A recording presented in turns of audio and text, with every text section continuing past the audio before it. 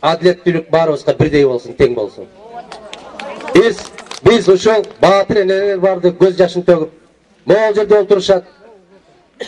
Мына ушул энелердин көз жашын токтотолу. Элдин талабына кулак салалы. Келиңиздер. Ошол боштондукка, Кудай кааласа, боштондукка.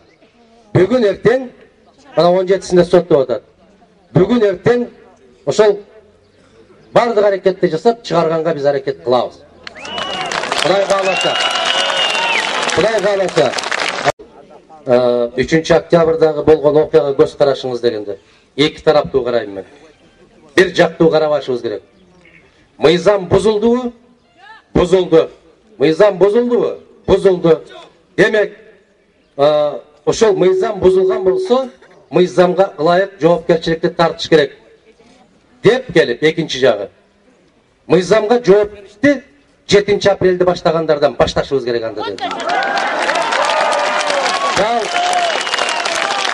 Дал ушундай болуп, бул жана Такип, Жапаров, Мамытовтар куралы жок барган болсо, жалпы Кыргыздын энчисине жараткандан берген байлык жөнүндө маселе көтөрүп атса, анан ошол бийликке нааразычылык айтып, чабыран аттап өттү деп аткан болсо, анда курал көтөрүп барган 7 апрелдеги баатырлар биринчи соттолсун, анда Ташиевди, Жапаровду, Мамытовду алдын алып барып отургузуп койсо, Кыргыз кынк дебейт, адилеттүү болду дейт. Кандай дейсиздер? Эгерде 3 октябрда алар кирип кетип, бийликти алып, элдик бийлик орноп калган болсо, азыркы күнөөлөп аткандар кылмышкер, жанагы аттап өтүп кирип баргандар баатыр болмок. Ошондуктан бул окуяга эки көз карашта карашыбыз керек. Башыңа кылыч кармап тургандарға чындыкты сүйлө. Адилеттүүлүктү айт. Кол ийрисине тартат деген кайсы бир сезимдерден алыс болушубуз керек.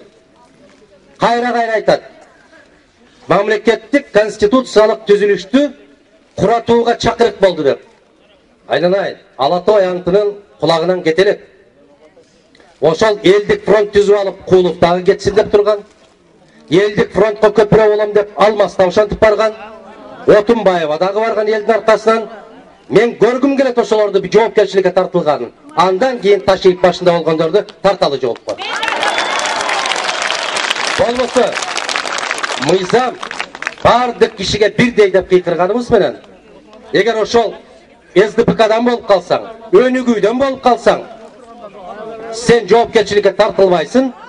Бүтөн Кыргызстандан болсоң, ата журттан болсоң, анда сен жоопкерчиликке тартыласың деген мыйзам кайда бар экен?